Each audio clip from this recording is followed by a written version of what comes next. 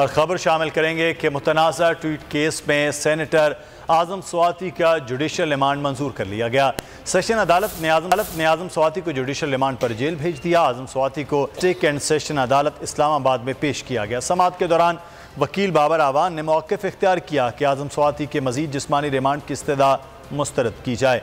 FIA ने मज़ीद 3 दिन के जिस्मानी रिमांड की इस्तदा की थी।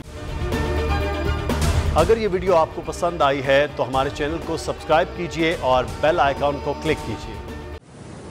सबसे बड़ी कवरेज,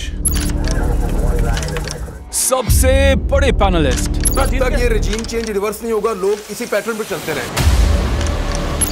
सबसे ज्यादा रिपोर्टर्स। इलेक्शन कमीशन की जानिब से कोई इंतजाम इतने अच्छे तरीके से नहीं किए गए। बोल की रिवायत, सबसे पहला नतीजा। तहरीक इंसाफ के उम्मीदवार इमरान खान साहब यहां से भी आगे हैं।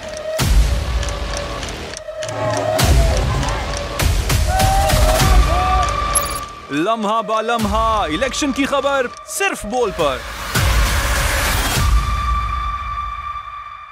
सबसे ज्यादा व्यूज, सबसे ज्यादा रील्स और सबसे ज्यादा रेटिंग के साथ बोल अब भी नंबर 1 पोजीशन पर बरकरार।